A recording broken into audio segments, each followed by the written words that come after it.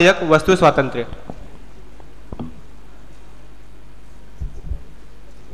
ओम नमः दिव्या। आदरणीय अध्यक्ष महोदय, संचालक महोदय, संयोजक महोदय एवं सभा में उपस्थित सभी साधर्मी भाई बंधुओं को मेरा सादर जय जैन।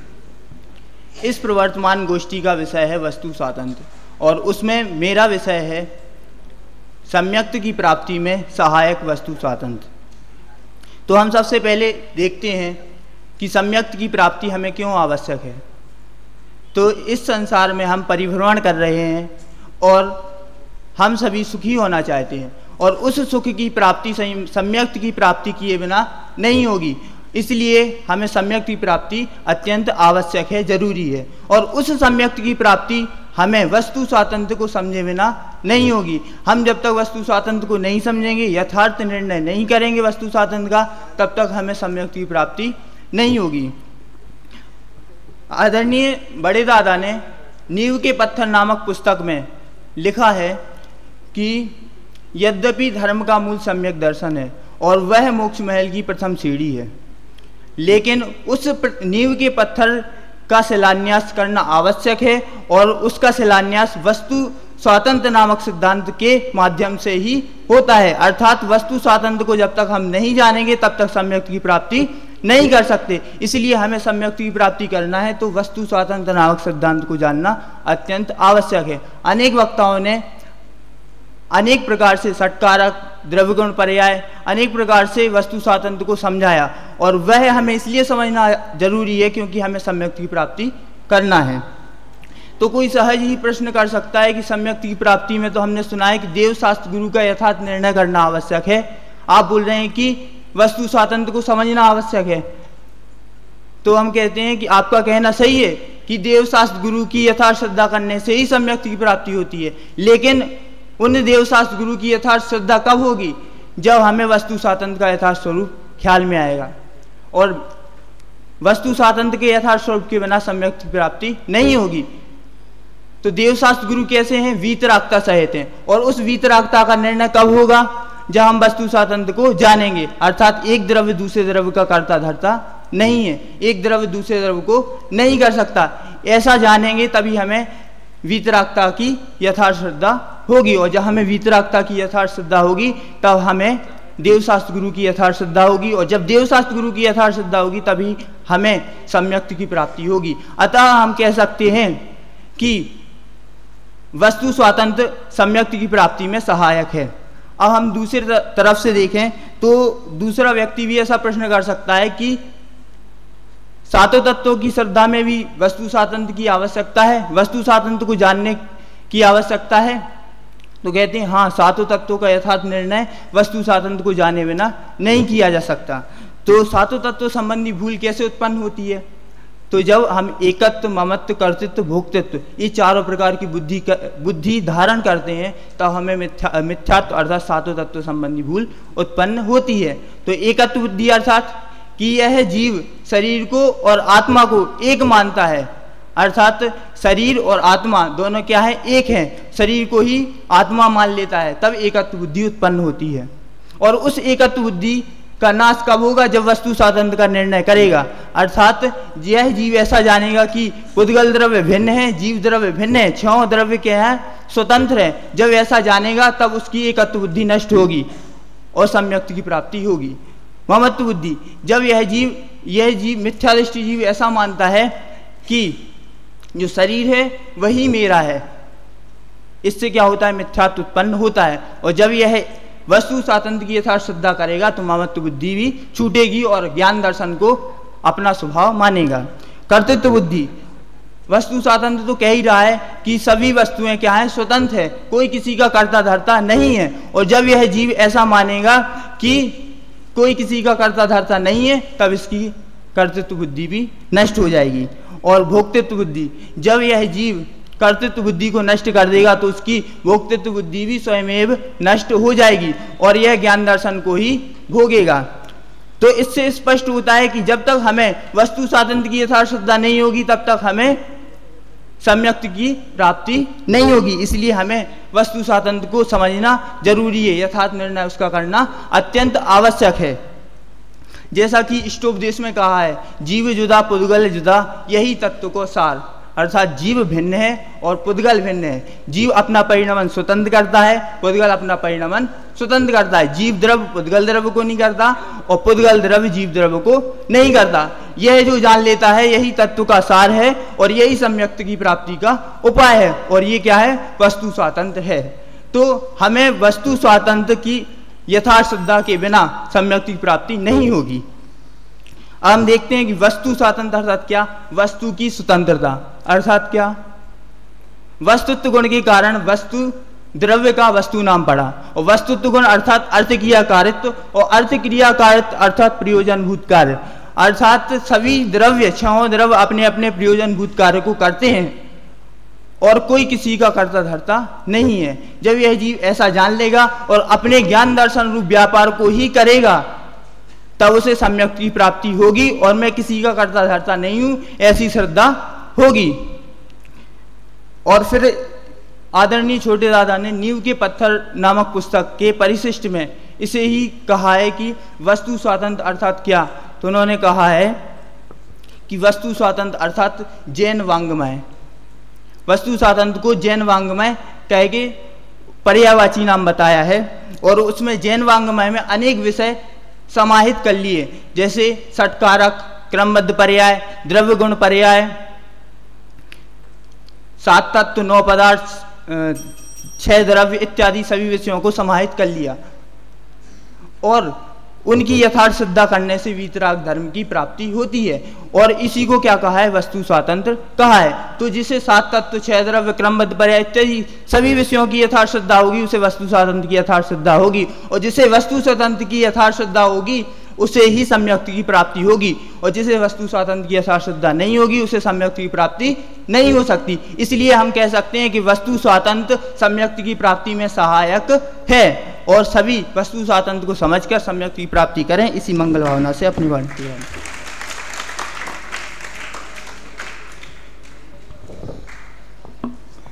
मोक्ष महल की नींव वस्तु स्वातंत्र है, और उस वस्तु स्वातंत्र की सिद्धि सम्यक दर्शन के प्रत्येक लक्षण में होती है। अर्थात सम्यक दर्शन होने से पूर्व वस्तु स्वातंत्र का श्रद्धान होना अति आवश्यक है। इस प्रकार सम्यक्त्व की प्राप्ति में सहायक वस्तु स्वातंत्र यह विषय स्पष्ट किया नरेश जैन ने। अब अंतिम वक्ता के रूप में आए हर्षित जैन। इनका विषय है शांति का मूल मंत्र वस्तु स्वातंत्र। आए हर्षित जैन।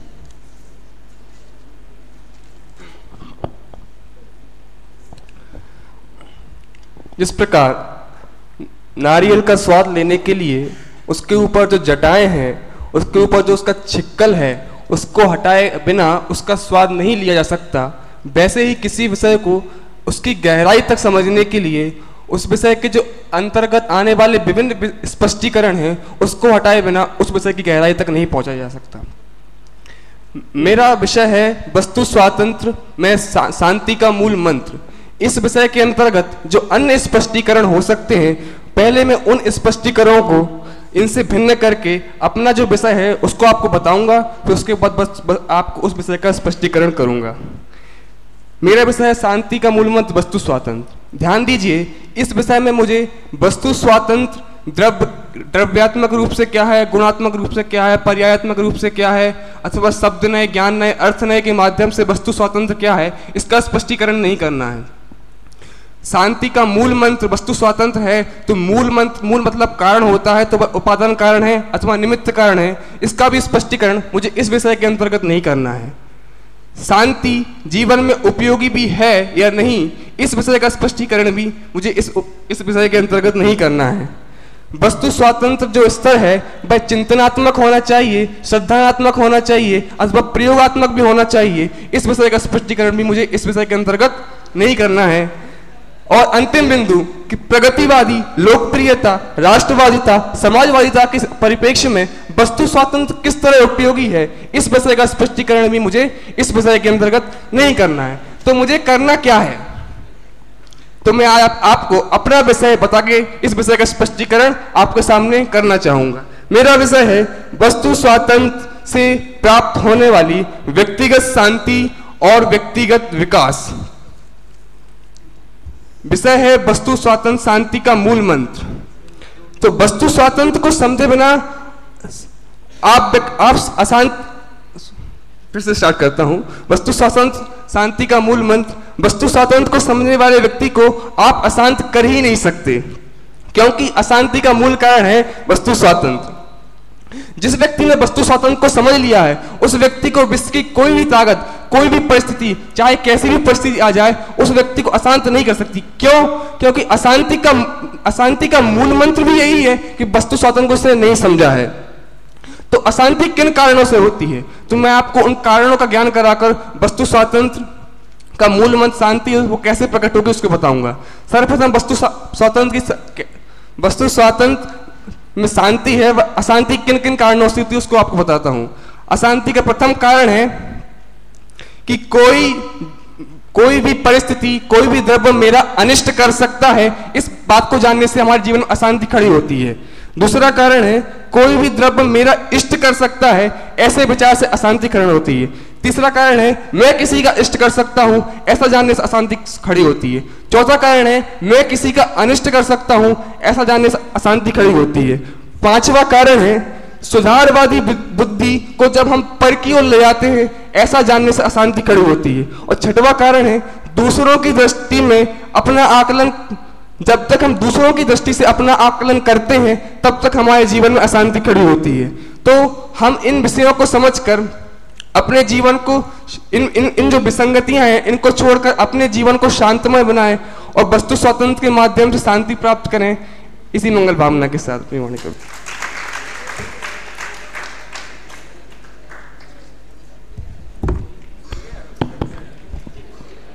अपनी विचित्र शैली से जिन्होंने विषय को प्रस्तुत किया और वस्तु स्वातंत्र को समझने वाले को जो शांति प्राप्त होती है उसको कोई अशांत नहीं कर सकता, इस प्रकार के कुछ भाव व्यक्त किए हर्षित जैन ने। गोष्ठी के वक्ताओं का क्रम तो यहीं पर समाप्त होता है। एक निवेदन है, पीछे महाविद्यालय के स्नातक विद्वान आदरणीय सुनील कुमार जी शास्त्री बैठे हैं, उनसे निवेदन है कि गोष्ठी के संदर्भ में, विषय के संदर्भ में अपना वक्तव्य और अपना मार्गदर्शन प्रस्तुत करने के लिए मैं उनको निवेदन करता हूं। सुनील जी शास्त्री यहाँ पर आए।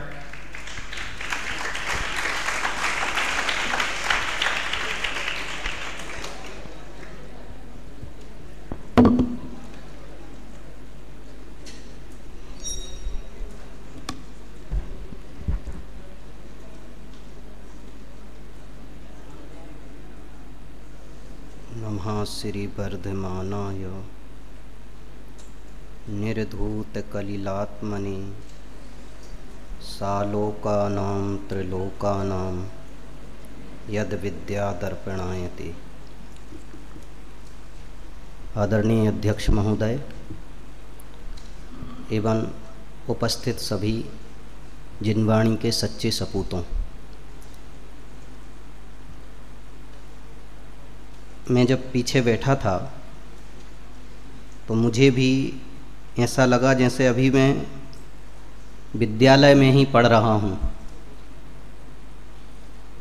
बिल्कुल वही धारा, वही शैली और वही भावनाएं लगभग यहाँ आने वाले हर वक्तागण के अंदर देखने को मिल रही थी।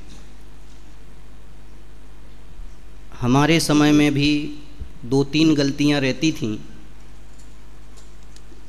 उनकी ओर सोच नहीं पा रहा हूँ मैं बोलूँ या नहीं, लेकिन बोल ही देता हूँ क्योंकि अंतिम वक्ता से कुछ सीखने को मिल गया।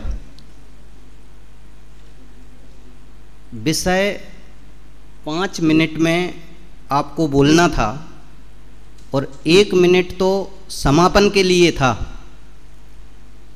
ये चीज़ मुझे ऋषभ के अलावा और किसी में भी नज़र नहीं आई। अंतिम वक्ता ने तो अब 5 मिनट के पहले ही लगभग छोड़ दिया, बाकी और में ये चीज़ नहीं रही। 5 मिनट की घंटी बजने के बाद भी विषय को उठा रहे थे वक्ता। ये चीज़ ठीक नहीं है। हम अपने समय में ही अपनी बात पूरी कर दें। ये तो आपको पता है कि आपको क्या क्या बोलना है और किसी को थोड़ी ना मालूम है। आपको पता रहेगा हम ये नहीं बोल पाए, पर दूसरे को तो पता ही नहीं है। इसलिए आप इतना बढ़िया तरीके से अपना प्रस्तुतिकरण अपने निश्चित समय में देते तो बहुत अच्छा रहता। परंतु जिन्होंने जो भी बोला वो बहुत अच्छी मेहनत करी। दूसरा, जो वक्ता थे कीर्ति कुमार जी, उन्होंने जो अन्न दर्शन की व्याख्या इतने कम समय में और इतने फास्ट रीति से बोली, वो भी मुझे बहुत अच्छी लगी। और मुझे मेरे समय के एक ऋषभ जी याद आ गए, वो बिल्कुल ऐसा ही करते थे। ऋषभ जी अमरकोट, अभी कोटा में हैं, नहीं शायद उदयपुर में हैं। ये अब चलिए, ये तो बात यहाँ गोष्ठी की हो गई। विषय बहुत ही अच्छा है और इस विद्यालय की और यहाँ की गतिविधियों का आप लोगों की अपेक्षा 3 प्राण तत्व हैं, मैं ऐसा मानता हूँ। नंबर 1 गोष्ठी, नंबर 2 वाद विवाद और नंबर 3 विद्यार्थी प्रवचन। ये 3 चीजें में यदि आप लोगों की अनुपस्थिति रहती है तो वो आपको स्वयं का आकलन करना पड़ेगा। मतलब चातक पक्षी का जितना भी गुण है और उसका जो धर्म है, वो आपको 5 साल तक अपने हृदय में समाहित कर लेना चाहिए। एक बूंद पानी जो पूरे साल में ग्रहण करना है और पूरे साल भर प्यासा हूं प्यासा हूं प्यासा हूं प्यासा हूं इसकी धुन लगाए रखना और आसमान की ओर ताकते रहना, ये चीज चातक पक्षी की है भैया।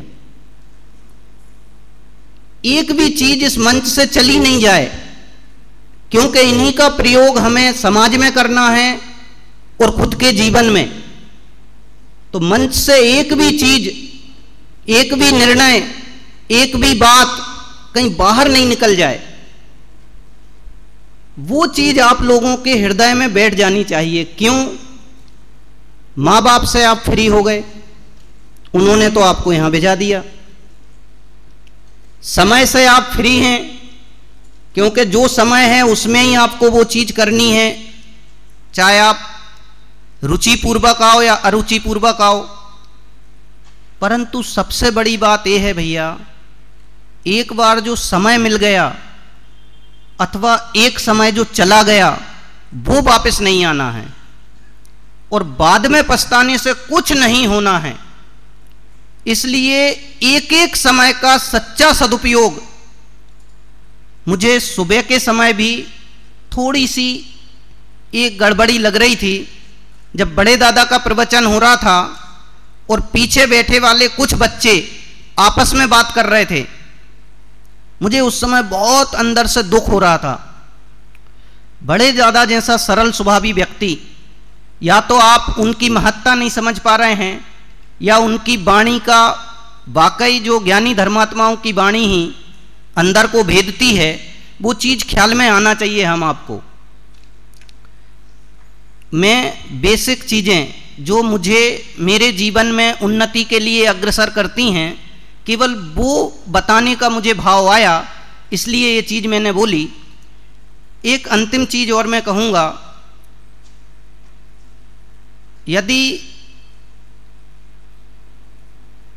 चूंकि जो भी और जिनसे भी आपका संबंध है यहाँ, वो मानवीय संवेदनाओं से युक्त हैं, कदाचित उनके अंदर भी कोई गलती, कोई परेशानी आपको नजर आ सकती है, आपस में विद्यार्थियों में भी आ सकती है, लेकिन वो एक दृष्टि जो हमें बहुत बहुत मुश्किल से मिली है, भगवान तत्व रूप स्वयं को देखने की और भगवान से कम किसी और को नहीं देखने की, बस उस दृष्टि से आप अपना यदि काम करते रहे तो यहाँ पे गुण ग्रहण का भाव रहेगा और सारी चीजें बहुत आसानी से हो जाएंगी।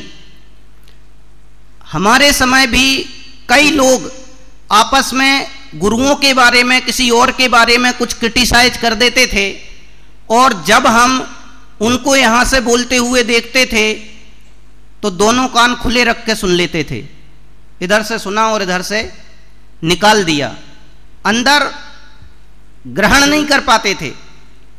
वो चीज आपको वास्तव में नहीं करनी है। आपके दिमाग में सिर्फ एक ही बात आना चाहिए कि एक भी चीज निकल नहीं जाए और चातक पक्षी की तरह केवल और केवल हम उसको ग्रहण कर लें। बस 5 साल यदि आपने जो चीजें इस मंच से संचालित हो रही हैं उनको अच्छी तरीके से ग्रहण कर लिया, तो दुनिया की कोई ताकत नहीं जो आपका सर्वांगीण विकास करने में बाधक बन सके। इसलिए सभी जीवों के प्रति ये भावना तो रहे ही, और खुद के अंदर ये भावना उतर करके आ जाए कि मुझे एक भी समय खोना नहीं है, बस आपका काम हो जाएगा। जैसे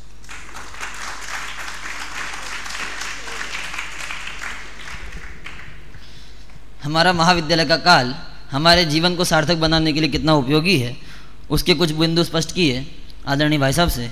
और अब अंत में मैं आदरणीय अध्यक्ष महोदय से निवेदन करूंगा कि वे इस गोष्ठी में जो वक्ताओं ने विषय बोले हैं उनके ऊपर तथा गोष्ठी पर भी कोई सुझाव अथवा जो त्रुटियां रह गई है उनके ऊपर अपने विचार व्यक्त करें, और शास्त्री वर्ग में से ही 2 श्रेष्ठ वक्ताओं का चयन भी करें। आदरणीय अध्यक्ष महोदय।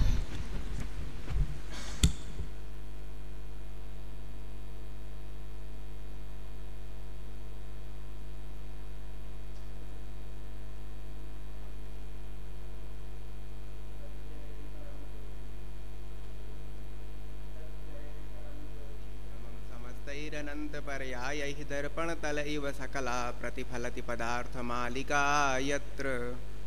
चलो ना, आवाज आ रही है? बहुत ही मार्मिक विषय गोष्ठी का चुना गया।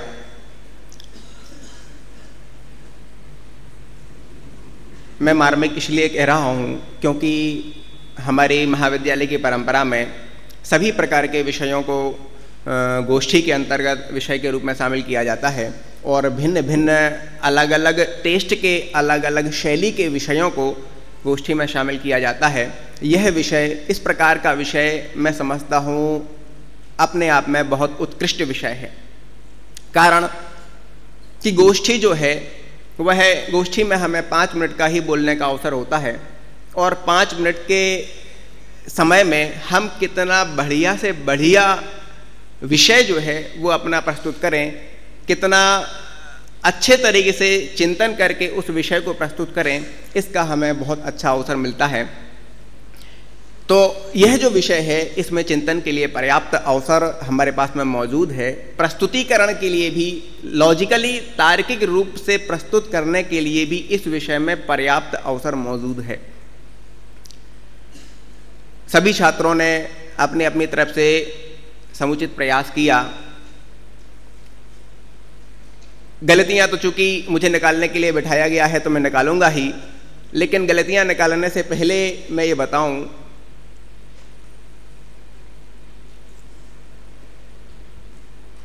कि आप बड़े से बड़े कॉलेजेस में अच्छे से अच्छी जगह पर आप जाके पहुंचें, देखें, वहां पर भी लोगों को मंच पर आकर बोलने में इतनी हिचकिचाहट होती है, इतनी घबराहट होती है कि वे 2 मिनट भी मंच पर बोल नहीं पाते। अभी तत्काल की ही घटना मैं आपको बता रहा हूं।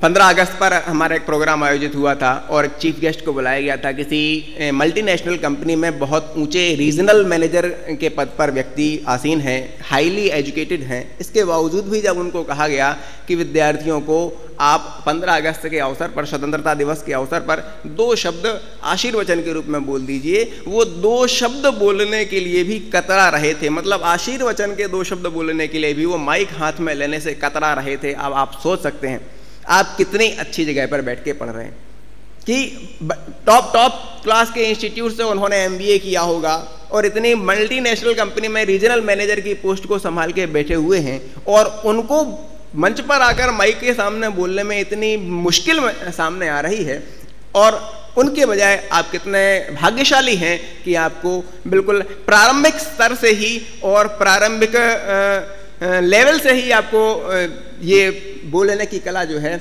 उसका बहुत अच्छी तरीके से शिक्षण प्रशिक्षण दिया जा रहा है और आपको बोलने का मौका मिल रहा है। आपकी स्वयं की बोलने की शैली का इतना विकास हो रहा है।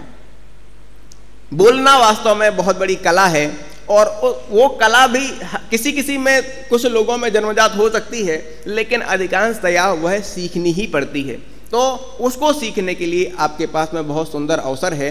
इस अवसर को आप भली भांति इस अवसर का लाभ उठाएं और पूरे मनोयोग से, पूरी मेहनत से आप इस अवसर का लाभ उठाते हुए अपने विषय को बहुत अच्छे तरीके से तैयार करके प्रस्तुत करें। आप लोगों ने प्रस्तुत किया, बहुत अच्छी बात ये मुझे लगी कि लोगों का कॉन्फिडेंस बहुत कमज़ोर मुझे नहीं दिखाई दिया। ज़्यादातर लोगों ने अपने आप विषय में जो कमियां रहीं वो अलग बात है, लेकिन विषय को प्रस्तुत करने में कहीं कोई समस्या लोगों को नहीं आई है। अपने अपने तरीके से तैयार करके विषय को लोगों ने, सभी छात्रों ने प्रस्तुत किया। मैं क्रमशः कुछ एक एक के बारे में कुछ बातें कहूँ, उसके पहले कॉमन सुझाव में कुछ आपको देना चाहता हूँ। वो ये कि एक सबसे बड़ी आवश्यकता है हर किसी के लिए, हर विद्यार्थी के लिए, छोटे से छोटे स्तर से लेकर IAS तक की टॉप लेवल की परीक्षा देने वाला भी अगर विद्यार्थी है तो उसके लिए सबसे इंपॉर्टेंट चीज अगर कोई है तो वो है आपका विषय। ज्यादातर लोगों की ये कमी रही, मैं भी सबका अलग अलग बताऊंगा, ज्यादातर लोगों की ये कमी रही कि उन्होंने अपने विषय से डाइवर्जन किया।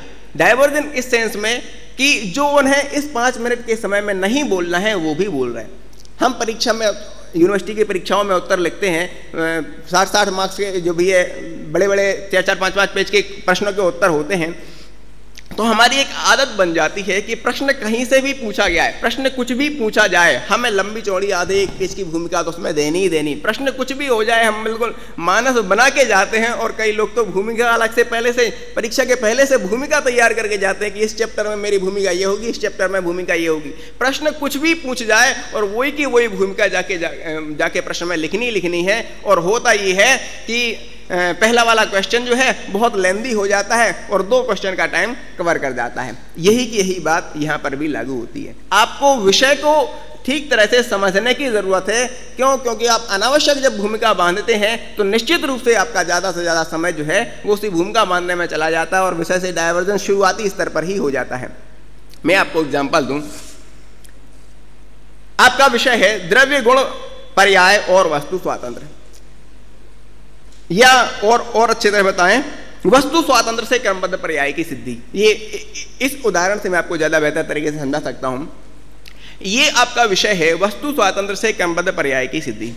आप देख रहे हैं कि पूरी गोष्ठी का शीर्षक है वस्तु स्वातंत्र और इस वक्ता का नंबर है 6वां। इसका मतलब ये है कि वस्तु स्वातंत्र क्या चीज है। चूंकि पूरी गोष्ठी का विषय है तो ये पूर्व वक्ताओं ने पहले स्पष्ट कर ही दिया है। आपको स्पष्ट करने की एक शब्द बोलने की जरूरत नहीं है। मैं तो कहता हूं मेरे जैसा व्यक्ति हो तो एक शब्द बोलने की जरूरत नहीं। आपको सीधा सीधा ये बताना चाहिए, ना तो आपको क्रमबद्ध पर्याय का अर्थ समझाना है, क्रमबद्ध पर्याय का डिटेल करना है, और ना ही वस्तु स्वातंत्र का डिटेल करना है। आपको वस्तु स्वातंत्र से क्रमबद्ध पर्याय की सिद्धि, माने आपका विषय ना वस्तु स्वातंत्र है ना क्रमबद्ध पर्याय है, आपका विषय है सिद्धि। तो आपका पूरा फोकस सिद्धि पर होना चाहिए, वस्तु स्वातंत्र और क्रमबद्ध पर्याय पर नहीं होना चाहिए। माने वस्तु स्वातंत्र से क्रमबद्ध पर्याय की सिद्धि कैसे हो रही है। मैंने देखा इस पूरे विषय के अंदर विधेय शब्द क्या है, सिद्धि। तो पूरा फोकस जो है वो सिद्धि पर होना चाहिए। वस्तु स्वातंत्र की हर वाक्य आपका पूरे के पूरे 5 मिनट आपको वस्तु स्वातंत्र की सिद्धि में लगाना है, वस्तु स्वातंत्र से क्रमबद्ध पर्याय की सिद्धि में लगाना है, न क्रमबद्ध पर्याय में और न वस्तु स्वातंत्र में। बाकी अन्य विषयों के संदर्भ में भी आप ये समझ सकते हैं। थोड़ा सा और आपको बताऊं इसी चीज को। और अभी मैं IAS के इंस्टीट्यूट में था जीतो में, सुने ध्यान से, एक जयपुर का ही स्टूडेंट का वहां पर एडमिशन हुआ था। देखिए इसका नतीजा क्या होता है, जब आप विषय से विषयांतर होते हैं तो नतीजा क्या होता है। हम एंट्रेंस एग्जाम लेते हैं, तो एंट्रेंस एग्जाम लेते हैं तो उसमें एक निबंध लिखवाया करते थे। तो एक टॉपिक दिया गया था तकनीकी शिक्षा की उपयोगिता, ये टॉपिक था। उस बंदे ने निबंध लिखा और सारा का सारा निबंध एजुकेशन पे लिख दिया। एजुकेशन के बारे में महात्मा गांधी की ये विचार है, विवेकानंद के ये विचार है, फलाना के ये और ये बढ़िया से बढ़िया बिल्कुल तैयार करके और मस्त बहुत बढ़िया निबंध लिखा। उसने क्या, शिक्षा शिक्षा शिक्षा शिक्षा, एजुकेशन एजुकेशन एजुकेशन एजुकेशन पर ही सारा लिख दिया। जबकि विषय क्या था उसका? तकनीकी शिक्षा। शिक्षा नहीं, तकनीकी शिक्षा उसका विषय है, और तकनीकी शिक्षा ही नहीं, तकनीकी शिक्षा की उपयोगिता। तो अब पूरा फोकस ना तो शिक्षा पर है ना तकनीकी पर है, बल्कि पूरा का पूरा फोकस जो है वो उपयोगिता पर है। समझ में आ रहा?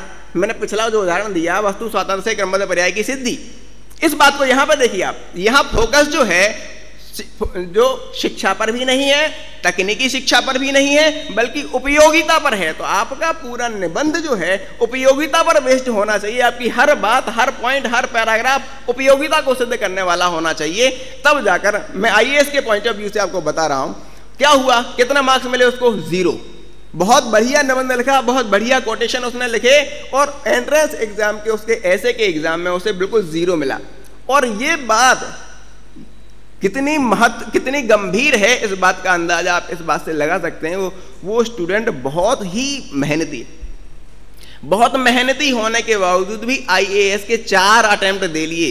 हर कोई कहता बंदा ये तो सिलेक्ट होगा, ये सिलेक्ट होगा, ये तो बहुत मेहनत करता है, बहुत मेहनत करता है, दूसरे लोगों से बहुत ज्यादा मेहनत करता है, लेकिन मेहनत तो कर रहा है, पूरी गलत दिशा में कर रहा है, और उसको 0 मिल रहा है। 4 अटेम्प्ट में से एक बार भी आईएएस की प्रीलिम्स क्लियर नहीं हुई उसकी। हर बार मेहनत करता है, सब कुछ करता है, लेकिन डायवर्जन यहां हो जाता है। विषय को समझने में ही वो गलती कर देता है। तो जो उसी शिक्षा जो है, यद्यपि शिक्षा से संबंधित ही निबंध उसे पूछा गया था, लेकिन फिर भी उसका फोकस कहां गया? फोकस कहीं और हट गया, गलत जगह उसने फोकस कर दिया। इसके कारण से वो विषय से पूर्णतः विषयांतर हो गया। इसका खामियाजा उसे हमेशा 4 अटेम्प्ट तक, मैं 4 साल तक उसने पढ़ाई करी और एक बार भी प्रीलिम्स एग्जाम तक क्लियर नहीं हो पाया, जबकि बाकी दूसरे लोग उससे कम मेहनत करने वाले फाइनली आईएएस बन गए। कहने का आशा ये है कि हमें विषय के एक एक शब्द को हमें बहुत गहराई से देखना होगा कि कौन से शब्द पर कितना वजन देने की जरूरत है। हमारा पूरे विषय का फोकस क्या है, फोकस बिंदु क्या है, उस फोकस बिंदु को समझकर और फिर विषय के ऊपर क्रमबद्ध तरीके से, तार्किक तरीके से चिंतन होना चाहिए। एक आप लोगों के पास में बहुत बढ़िया अवसर ये है कि इतने सारा ग्रुप है और हर स्तर का ग्रुप है, छोटे स्तर का, बड़े स्तर का और बड़े स्तर का, सब प्रकार का ग्रुप आपके सामने मौजूद है। तो जो भी आपको विषय मिला है उस विषय को आप अपने सहपाठियों के साथ में डिस्कस कीजिए।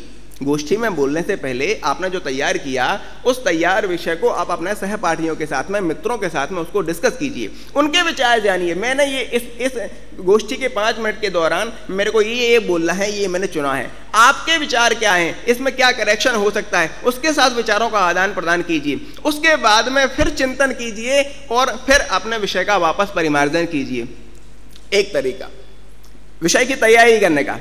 दूसरा तरीका क्या है कि विषय के लिए चिंतन की बहुत जरूरत है। आप लोगों ने क्या किया कि भाई वस्तु स्वातंत्र का है तो वस्तु स्वातंत्र का मैटर सब किसी की मतलब परिपाटी यही होती है, भाई ये टॉपिक है, ये टॉपिक फला ग्रंथ में मिलेगा, उस ग्रंथ को पढ़ लिया, इसमें भी मिल जाएगा, 4 कोटेशन इसमें से ले लिए, थोड़ा इसमें से ले लिया, अब सबको इकट्ठा कर लिया, अब कंपाइल कर लिया, अब इसको नहीं, ये तरीका सही नहीं है।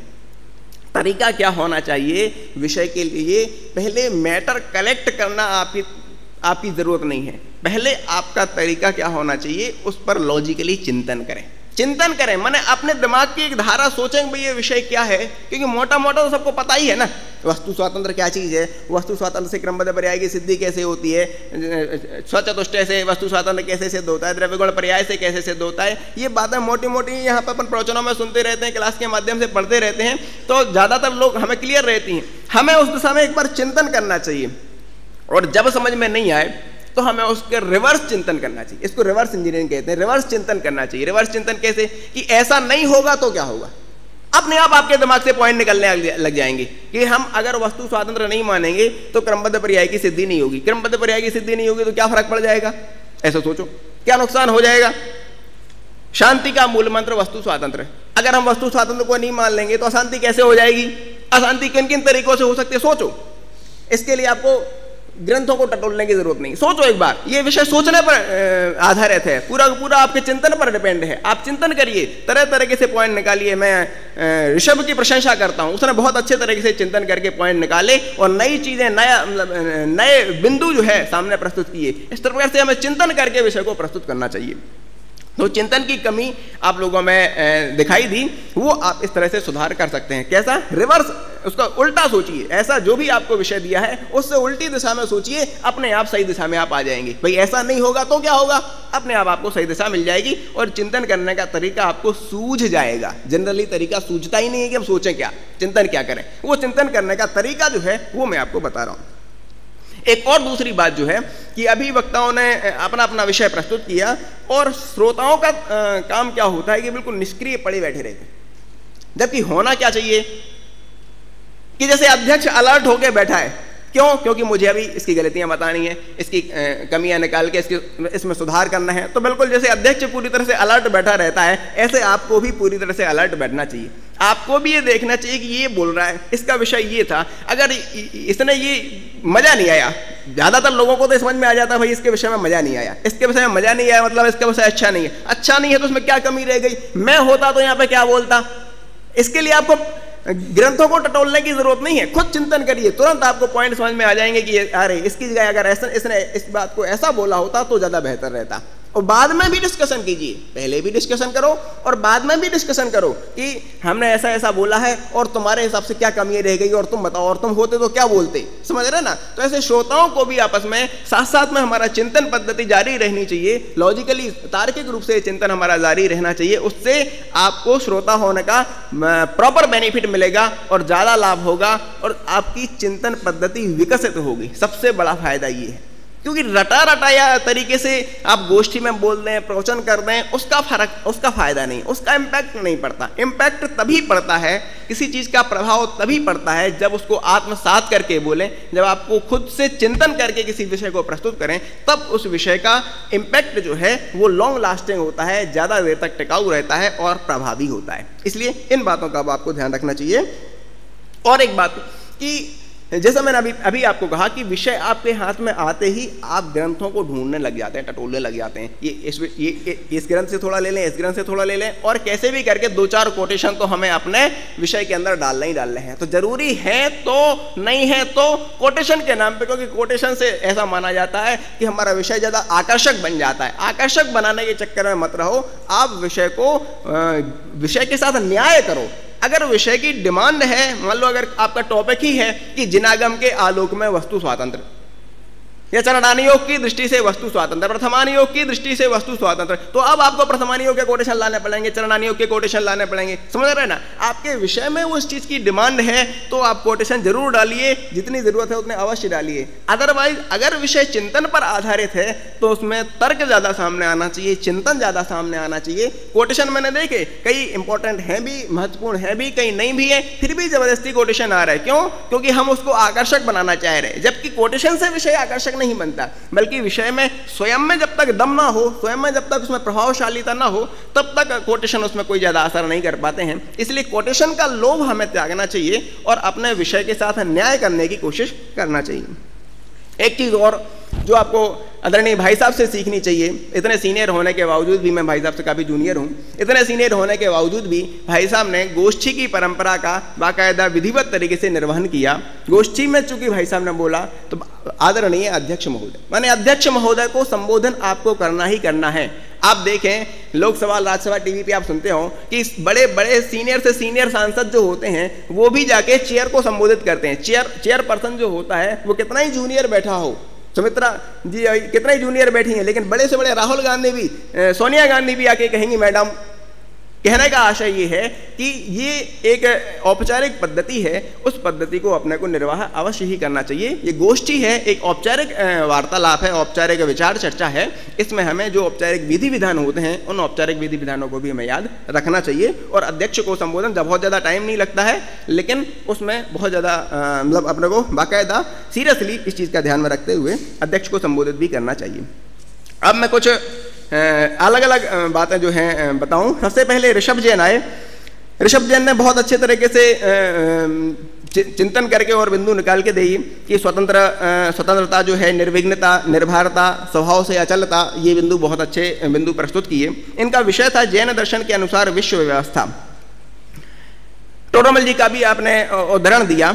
एक चीज और इसमें जोड़ सकते थे कि सामान्य गुण, सामान्य गुण जो है, आपने सब सद्द्रव्यों की चर्चा की, तो सामान्य गुण जो है वही अपने आप में वस्तु स्वातंत्र का उद्घोष करते हैं। वस्तुत्व है, द्रव्यत्व है, प्रमेयत्व है, अगुरु लघुत्व है। इन सामान्य गुणों के माध्यम से हम और अच्छे तरीके से बता सकते हैं। बेसिक, ये बिल्कुल वस्तु स्वातंत्र को स्पष्ट करने के बिल्कुल बेसिक फॉर्मूले हैं, तो इनका भी आप उपयोग कर सकते थे। निमित्तोपादान के माध्यम से भी वस्तु स्वातंत्र स्पष्ट किया जा सकता है। इनको भी आप समाविष्ट करते तो और भी बेहतर हो सकता था। हालांकि बहुत अच्छा बोला ऋषभ ने।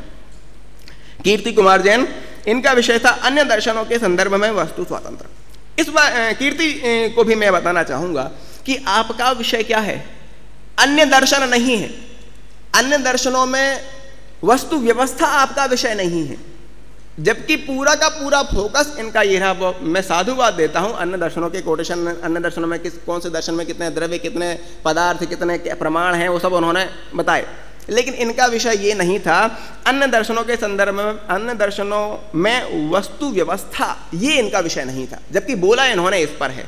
वस्तु व्यवस्था नहीं बतानी है कि कौन से दर्शन में कितने द्रव्य हैं, कितने पदार्थ हैं, कितने क्या है, ये आपको गिनाने की जरूरत नहीं है। ये आपका विषय नहीं है। आपका विषय है अन्य दर्शनों में वस्तु स्वातंत्र है। वो वस्तु स्वातंत्र, अगर किसी दर्शन में वस्तु स्वातंत्र की चर्चा है तो आप वहां से वो लाके सामने रखो। अगर कहीं चर्चा नहीं है, बल्कि वस्तु की पराधीनता की चर्चा है, वस्तु स्वातंत्र से विपरीत बात वहां पे आई है, तो वो आप लाके सामने रखें। जैसे अन्य दर्शनों में जो 6 मुख्य दर्शन हैं, उन 6 दर्शनों में ईश्वरवाद को मान्यता दी गई है। तो ईश्वर कर्तृत्व, जगत कर्तृत्व की बहुत मान्यता है। तो जगत कर्तृत्व क्या है, वस्तु स्वातंत्र से बिल्कुल विपरीत है। तो वो वस्तु स्वातंत्र से बिल्कुल विपरीत माने, वो वस्तु स्वातंत्र को मान ही नहीं रहे, सारे जगत को ईश्वर के अधीन मान रहे। तो यहाँ पर वस्तु स्वातंत्र बिल्कुल भी नहीं है। ये बात आप रख सकते थे।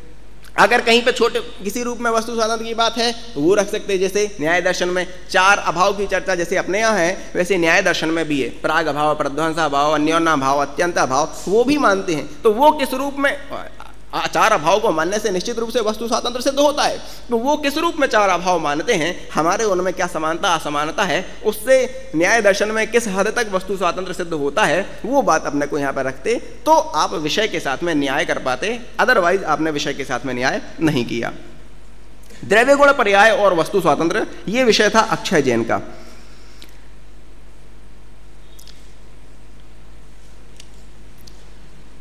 इनको एक चीज याद रखनी, ये काम करना था। द्रव्य और गुणों का के परस्पर अभेद और परस्पर भेद, दोनों ही बातों को स्पष्ट करना था। द्रव्य का और पर्याय का परस्पर भेद अभेद, ये भी स्पष्ट करना था। उसके अलावा अन्य दूसरे द्रव्य के साथ में, जो जैसे जीव का शरीर के साथ में एक क्षेत्रावगाह संबंध है, तो एक क्षेत्रावगाह संबंध होने पर असमान जाति जो मनुष्य पर्याय है, वो पर्याय है, उसका क्या रिलेशन है, उसमें उसके साथ में जो वस्तु स्वातंत्र की बात है वो बात सिद्ध नहीं हुई। उसके साथ में जो पर्याय की स्वतंत्रता की बात है वो बात बिल्कुल स्पष्ट नहीं हुई, जबकि वो एक महत्वपूर्ण विषय इसके अंदर समाहित किया जा सकता था। अनुभव जैन, इनका विषय था निमित्त उपादान और वस्तु स्वातंत्र।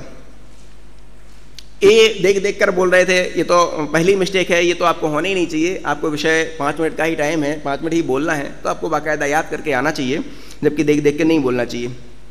इन्होंने भी क्या किया, अपना पूरा फोकस जो है निमित्तोपादान के ऊपर ही रखा। पहली घंटी बज गई 5 मिनट की और ये निमित्तोपादान तक ही बोलते रहे, निमित्तोपादान क्या है क्या है क्या है क्या है, जबकि निमित्तोपादान आपका विषय नहीं है। निमित्तोपादान से आपको वस्तु स्वातंत्र सिद्ध करना है, ये आपका विषय है। तो आपका जोर जो है उस सिद्ध करने के ऊपर होना चाहिए था।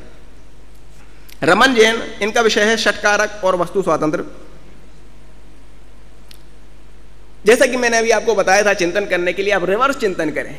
रिवर्स चिंतन कैसे करें, इन्होंने नहीं किया। षटकारक और वस्तु स्वातंत्र, षटकारक को माने षटकारक एक ही द्रव्य में होते हैं। अगर हम 2 द्रव्यों में षटकारक घटित करने लग जाएं तो वस्तु स्वातंत्र नहीं रहेगा। आप ऐसे चिंतन कर सकते हैं। अगर 2 द्रव्यों के एक द्रव्य दूसरे द्रव्य का कर्ता मानने लग जाएं तो क्या विपत्तियां खड़ी हो जाएंगी, वस्तु किस प्रकार से परतंत्र हो जाएगी, इस बात को आप स्पष्ट करते तो यह विषय ज्यादा बेहतर तरीके से स्पष्ट हो पाता। गौरव उखलकर, वस्तु स्वातंत्र से क्रमबद्ध पर्याय की सिद्धि, इसको तो मैं बोल ही चुका हूं। इन्होंने भी देख कर बोला और आत्मविश्वास की काफी कमी दिखाई दी। इनको भी वस्तु स्वातंत्र की व्याख्या यहाँ पे या क्रमबद्ध पर्याय की व्याख्या नहीं करनी है। सब कुछ उन्होंने बताया, स्वचतुष्ट है, 5 संवाह है और शक्तियां हैं, लेकिन इनसे क्रमबद्ध पर्याय की सिद्धि कैसे हो रही है ये मेरे ख्याल से बिल्कुल भी नहीं आया, जबकि ये विषय इनका मूल विषय था, इसका फोकस ही ये था। तो ये फोकस वाली जो बात थी ये लगभग आ नहीं पाई। नरेश जैन, सम्यक्त्व प्राप्ति में सहायक वस्तु स्वातंत्र, ये इनका विषय है। शुरू से ही सम्यक्त्व की प्राप्ति क्यों आवश्यक है, शुरू से ही डायवर्जन, आप विपथ गमन कर रहे हैं। आपका विषय सम्यक्त्व की प्राप्ति क्यों आवश्यक है ये विषय आपका नहीं है, आपको ये बात छेड़नी ही नहीं है। क्यों? क्योंकि जब आप छेड़ देते हैं तो फिर आपको आगे उसके ऊपर 2-4 लाइनें तो बोलनी पड़ेंगी। जब आपने ये बात सामने रख दी और 2-4 लाइनें बोली, इसका मतलब आपका 1-1.5 मिनट तो गया। आपके पास गिने चुने 5 मिनट हैं और उस 5 मिनट में आपको अपने विषय को सर्वोत्कृष्ट तरीके से प्रस्तुत करना है। तो आप एक वाक्य भी, एक शब्द भी अपने विषय से विषयांतर बोले ही नहीं, अन्यथा उसकी आपको लिंक बिठाने के लिए भी 2-4 वाक्य और बोलने पड़ जाएंगे जो आपका टाइम कंज्यूम करेंगे। ये और बेहतर तरीके से कह सकते थे वस्तु स्वभावो धम्मो, कि वस्तु का स्वभाव जो है वही धर्म है। और वस्तु स्वातंत्र क्या है? वस्तु के स्वभाव में निहित है, वस्तु का स्वभाव ही वस्तु स्वातंत्र की उद्घोषणा करता है। तो वस्तु का स्वभाव, उस स्वभाव को स्वभाव रूप जानना ही वास्तव में वही धर्म है, वही सम्यक्त्व है। तो इससे वस्तु स्वभाव धर्मों के माध्यम से ये बेहतर तरीके से सम्यक्त्व की प्राप्ति में वस्तु स्वातंत्र को सिद्ध कर सकते थे। हर्षित, इनका विषय था शांति का मूल मंत्र वस्तु स्वातंत्र है। इन्होंने तो बिल्कुल एकाएक शुरू कर दिया, जैसे बिल्कुल आए और बिल्कुल जिस प्रकार ऐसा ऐसा ऐसा ऐसा, तो वो एकाएक मतलब एकदम अनायास कोई बिजली सी टूट पड़ी हो, मतलब बड़ा अटपटा लगता है। और सबसे बड़ी मिस्टेक इन्होंने जो की वो क्या नहीं करना है, क्या नहीं करना है, यही पूरे अपने 5 मिनट के उद्बोधन में जो है अपने विषय में यही बताते रहे, जबकि ये पूर्णतः विषयांतर है। क्या नहीं करना है ये बात तो आपको आनी नहीं चाहिए। आपको तो जो 5 मिनट में बोलना है, आपका विषय है, उस विषय का विधेयात्मक पक्ष ही आपको 5 मिनट के अंदर रखना है। नकारात्मक पक्ष आपने इतना ज़्यादा रख दिया कि उससे विषय बिल्कुल भी स्पष्ट होने से वंचित रह गया। इसलिए विषय पर वाकई बहुत फोकस करने की आवश्यकता है। और जितना आप विषय में फोकस करेंगे ये इससे न केवल आपकी वक्तृत्व कला सुधरेगी, बल्कि आपकी लेखन कला भी सुधरेगी। इससे न केवल आप बोलने में पट्टू बनेंगे, बल्कि आप लेखन में भी कुशल बनेंगे। और लेखन में कुशल बनेंगे तो आपके परीक्षा में मार्क्स भी बेहतर आएंगे और आपको दूसरों से आगे ले जाने में मदद करेंगे। क्यों? क्योंकि ये नॉर्मल टेंडेंसी है। मैंने आपको बताया, जैसे अभी एग्जाम्पल दिया मैंने एक स्टूडेंट का, ये बिल्कुल नॉर्मल टेंडेंसी है विषय से विषयांतर होने की, लंबी चौड़ी भूमिका बांधने की। जो मन में याद है बस वही। जब मैं 10th क्लास पढ़ता था तब हमारे यहाँ MP में हुआ करता था निबंध। इंग्लिश में निबंध याद करना बड़ा टेढ़ी खीर हुआ करती थी, लोगों को आता नहीं था। तो सब लोग एक वंडर ऑफ साइंस का निबंध चलता था। वंडर ऑफ साइंस का निबंध सबने याद कर लिया। अब होता क्या था कि परीक्षा में साइंस लिखा दिख गया। अब आगे कुछ नहीं देखना है। वंडर ऑफ साइंस का जो भी रटा है सारी की सारी उल्टी उसमें कर दी परीक्षा में। वंडर ऑफ साइंस, बस साइंस लिखा हुआ मिल गया आपको निबंध के शीर्षकों में। अब वो साइंस से रिलेटेड क्या पूछा क्या नहीं पूछा कुछ लेना देना नहीं, बस वही वंडर ऑफ साइंस। और जाके उस पर परीक्षा कॉपी पे वो सारा का सारा वो उतार दिया। कहने का मतलब ये जो है ये हमारी एक साइकोलॉजी बन जाती है, ये एक टेंडेंसी बन जाती है। ये टेंडेंसी जो है लंबे समय तक जाती है और हमें हमारे परीक्षा परिणामों को भी प्रभावित करती है। इसलिए हमें विषय के फोकस को समझने की जरूरत है। हर जगह, परीक्षा में भी, वाद में भी, अथवा प्रवचन में भी, हर जगह अपने विषय के फोकस को समझने की जरूरत है। कि विषय में ऐसा नहीं कि एक शब्द आ गया उसी शब्द पे आप बोले जाएं। उन 4-5 लाइन, 4-5 शब्दों का आपका विषय है, तो 4-5 शब्दों में भी कौन सा शब्द केंद्रीभूत है। आपका जो विषय प्रवचन का हो, गोष्ठी का हो, वाद विवाद का हो, तो उस विषय में जनरली 4-5 शब्द का कोई विषय हुआ, तो 4-5 शब्दों में भी ऐसा नहीं कि हर शब्द की एक आपको व्याख्या करने की जरूरत है। वो नहीं है आपका विषय। आपको उन 4-5 शब्दों का जो वाक्य है उसमें फोकस बिंदु क्या है, केंद्र बिंदु क्या है, उस बात को ध्यान में रखना है। तब जाकर आप विषय की ठीक तरह से पहचान कर पाएंगे और उसके बाद में ही आप विषय के साथ में न्याय कर पाएंगे, विषय का ठीक तरीके से प्रस्तुतिकरण कर पाएंगे। तो ये कुछ बातें हैं जो आप लोगों को ध्यान में रखनी चाहिए मेरे विचार से।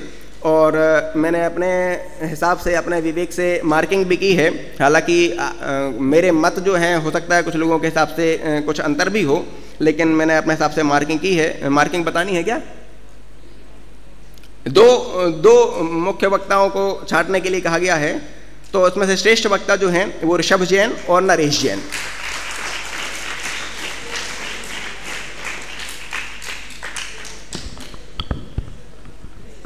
बहुत बहुत धन्यवाद आदरणीय अध्यक्ष महोदय को, जिन्होंने हम सभी को सामूहिक रूप से हमसे क्या क्या त्रुटियां होती है तथा वर्तमान गोष्ठी में प्रत्येक वक्ता की व्यक्तिगत क्या क्या त्रुटियां रह गई, कमी रह गई, उन पर प्रकाशित किया। उन्होंने 2-3 पॉइंट्स अच्छे बोले। हम सभी को भावी जीवन में भी एक अच्छा वक्ता बनने के लिए, विषय को लॉजिकली प्रेजेंट करने के लिए हम सभी के पास बहुत सारा समय रहता है, उसको सोचना चाहिए, समझना चाहिए। जैसा कि भाई साहब बता रहे थे कि विषय अपने पास आ गया और ग्रंथ उठा लिया, उसमें से 3-4 पॉइंट्स ले लिए और उसी को बोल के आ गए, ऐसा नहीं होना चाहिए। विषय को पूर्णतः समझकर उस पर चिंतन करके, और एक और नया बिंदु उन्होंने बताया कि रिवर्स चिंतन जो हमें अत्यंत आवश्यक पूर्वक करना चाहिए, कि रिवर्स चिंतन करने से हमारा विषय जो है वो तो सिद्ध होता ही है, परंतु विषय समझने के अलावा जो विषयांतर हमारा होता है वह भी हमारा वक्तव्य में नहीं होगा। इस प्रकार हमें विषय को समझकर चिंतन करके और समय में प्रस्तुत करने के लिए उन्होंने मार्गदर्शन किया। और शुरुआत में एक और बात उन्होंने बताई थी स्मारक के संदर्भ में, कि एक उदाहरण देके बताया था कि बड़े बड़े जहाँ पर सभाएं होती हैं कि वहाँ पर बड़े बड़े लोग बोल नहीं पाते 2 मिनट के लिए भी, लेकिन यहाँ पर उपाध्याय कनिष्ठ से लेकर हर एक विद्यार्थी यहाँ पर 5 मिनट में गोष्ठी में अथवा प्रवचन में अपना विषय निर्भीकतया सिद्ध करता है, प्रस्तुत करता है। यह स्मारक की योग्यता और के बारे में वो बता रहे थे कि स्मारक अत्यंत योग्य और उत्कृष्ट स्थान है। इस प्रकार उन्होंने हम सभी को अपना बहुमूल्य समय देकर मार्गदर्शन किया। उनका आभार प्रदर्शन करने के लिए एवं ग्रंथ भेंट करने के लिए महाविद्यालय के अधीक्षक आदरणीय सोनू जी भाई साहब को मैं यहाँ बुला रहा हूँ। वे तो उसके पूर्व गोष्ठी में जो श्रेष्ठ वक्ताओं का चयन हुआ, उनमें से प्रथम वक्ता है ऋषभ जैन, शास्त्री प्रथम वर्ष से। वे आए, अपना पुरस्कार ग्रहण करें। और दूसरे वक्ता है नरेश जैन, शास्त्री अंतिम वर्ष से। दोनों वक्ता यहाँ पर आए और अपना पुरस्कार आदरणीय अध्यक्ष महोदय से ग्रहण करें। साथ में ही जिन्होंने गोष्ठी के मुख्य बिंदु प्रस्तुत किए, ऐसे शास्त्री प्रथम वर्ष से नमन जैन, वे भी आए और अपना विषय पुरस्कार प्राप्त करें।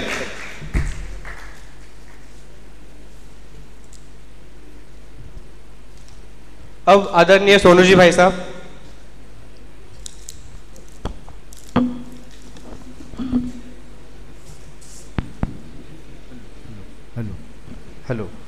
हेलो, हमारे बीच आदरणीय टी.सी. जैन साहब भी यहाँ पधारे हुए। मैं उनसे निवेदन करूँगा हमारे आज के अध्यक्ष, मंचासीन अध्यक्ष श्रीमान पंडित प्रमोद कुमार जी शास्त्री, उनको ग्रंथ भेंट देकर उनको सम्मानित करें। ये जिनवाणी का स्वाध्याय आपके जीवन में निरंतर हो, ऐसी भावना से ये ग्रंथ साहित्य भेंट करेंगे हमारे आदरणीय टी.सी. जैन साहब भरतपुर।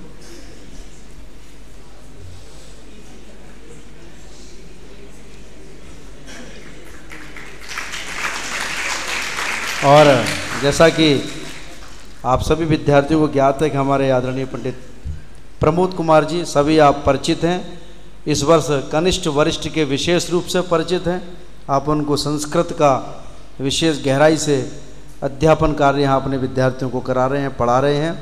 हमारे इस महाविद्यालय की विशिष्ट विभूतियों में से एक हमारे आदरणीय भाई पंडित प्रमोद कुमार जी सन 2002 से यहाँ पर पास आउट हैं और शास्त्री में आप गोल्ड मेडलिस्ट हैं और तत्कालीन राज्यपाल द्वारा आप सम्मानित किए जा चुके हैं।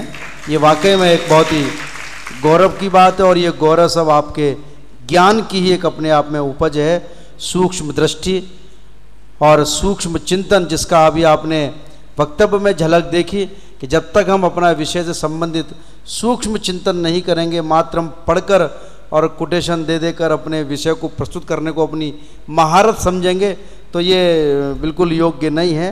वो संदर्भित ग्रंथों का उद्धरण देना तो आवश्यक अच्छी बात है, लेकिन विषय से संबंधित चिंतन होना ये अपने आप में बहुत ही विशिष्ट प्रतिभा का एक प्रमाण है। हमारे भाई प्रमोद जी इसका भली भांति अपने जीवन में प्रयोग करते हैं और इतने प्रतिभाशाली संपन्न, आपने जिस परीक्षा में, जिस क्षेत्र में आपने अपने पैर पसारे, वहाँ पर विशिष्ट योग्यता आपको ना प्राप्त हो ऐसा हुआ ही नहीं है। आपके सरकारी गवर्नमेंट स्कूल में आपकी जॉब लगी और ऐसे क्षेत्र में लगी कि वहाँ पर जाकर तत्व ज्ञान देना और स्वयं करना वो थोड़ी विशिष्टता नहीं हो पा रही थी इतनी जितना आपको होना चाहिए, और इसके लिए आपने तत्काल कुछ वर्षों के बाद उस पद से अवकाश प्राप्त किया और इस पूरे भारतवर्ष की सबसे विशिष्ट पढ़ाई, विशिष्ट ट्रेनिंग जिसे हम कहते हैं वो है IAS and Indian administration service. उस IAS की तैयारियों को कराने के लिए एक जीतो नाम की एक संस्था है और उसमें आप विशिष्ट पद पर आसीन रहकर IAS विशिष्ट ऐसे पदासीन, ऐसे विद्यार्थियों को आपने मार्गदर्शन दिया और वहाँ पर अपनी सेवाएं प्रदान की हैं, जो अपने आप में एक बहुत ही गौरव की बात है। और वर्तमान में आप अभी सरकारी राजकीय स्कूल में आप प्राध्यापक पद पर कार्यरत हैं और अपनी विशिष्ट प्रतिभा के द्वारा अनेक गतिविधियों में सम्मिलित रहते हैं। ऐसी विशिष्ट प्रतिभा जिसका समय हमें समय समय पर मिलता रहता है और आपकी प्रेरणा से स्वयं तो आप इस तत्व ज्ञान में आकंठ डूबे हैं और इस तत्व ज्ञान से इतनी उनको खुशी हुई कि अपने लघु भ्राता भाई सुनील जी शास्त्री, उनको भी यहाँ आकर, यहाँ लाकर पढ़ने की प्रेरणा दी, जो वाकई में बहुत प्रशंसनीय है। और आपका पूरा परिवार इस तत्व ज्ञान में डूबा हुआ है, तत्व ज्ञान में रगच रचा पचा है। ऐसे विशिष्ट प्रतिभा के धनी पंडित प्रमोद कुमार जी शास्त्री, जिन्होंने आज अध्यक्ष पद पर यहाँ पर आसीन होकर हमारे विद्यार्थियों का गौरव बढ़ाया, मैं महाविद्यालय परिवार की ओर से आपका हृदय से बहुत बहुत आभार व्यक्त करता हूँ। और अब बीच में हमारे भाई सुनील जी शास्त्री, जिनका सुपुत्र यहाँ पढ़ता है, सहजी अनायास पुत्र के पढ़ने से आपका सहर्ष यहाँ पर आना हो रहा है। निश्चित रूप से मैं इस मंच से सुनील जी से अनुरोध करूँगा कि हमारे रविवारी गोष्ठी में आप हमें पूर्व सूचना दें, जिससे कि आपका पूरा समय हम यहाँ ले पाएँ। अभी तो आपने इस विषय पर 5-7 मिनट अपना वक्तव्य के माध्यम से हमारे विद्यार्थियों को आकर्षित किया, मार्गदर्शन दिया। मैं आपका भी हृदय से महाविद्यालय की ओर से बहुत बहुत आभार व्यक्त करता हूँ। पुनः आप अपना बहुमूल्य समय हमें प्रदान करेंगे। और अब मैं भाई प्रमोद जी से भी निवेदन करूँगा कि हमारे प्रमोद जी भाई साहब तो हमारे अपने हैं, सुनील जी अपने हैं, समय समय पर हमारे को, हम जब भी आपको अवसर पर देवें, हम आपको याद करें तो निश्चित रूप से आप पधारें और हमारे विद्यार्थियों को लाभान्वित करें। इस तरह से आज का यह गोष्ठी का कार्यक्रम यह पूर्ण होता है और अध्यक्ष महोदय की आज्ञा से अभी के इस कार्यक्रम की समाप्ति की हम घोषणा करते हैं। समय बहुत हो चुका है। आप सभी से अनुरोध है कि आप सभी कक्ष में जाकर अपने आराम करें। जो विद्यार्थी भाई मयंक, अंकित, विकेश, दिवस, क्या नाम है तेरा, सौरभ, अनुभव, संवेद, आयुष, दिल्ली, ये सभी विद्यार्थी हमसे मिलकर जाएंगे और बाकी अब सभी जा सकते हैं। हाँ भाई पवन कुछ कह रहे हैं। हाँ, अब गोष्ठी पूर्ण हो चुकी है। इस गोष्ठी के जो निबंध और कविताएं हैं वे आपको शुक्रवार तक जमा करनी है और उसमें आप एक विशेष ध्यान रखें कि यदि वो निबंध और कविताएं डायरी में लिखें तो ज़्यादा बेहतर होगा। और जो गोष्ठी होती है उसके जो 8 या 10 विषय हैं उन सभी को गर्भित करते हुए आपको निबंध लिखना है। एक ही विषय को निबंध लेकर नहीं लिखना है, पूरी गोष्ठी का विषय उसके अंदर आ जाए, इस प्रकार से निबंध और कविता बनाएं और वो कविता निबंध आप शुक्रवार तक जमा करा सकते हैं।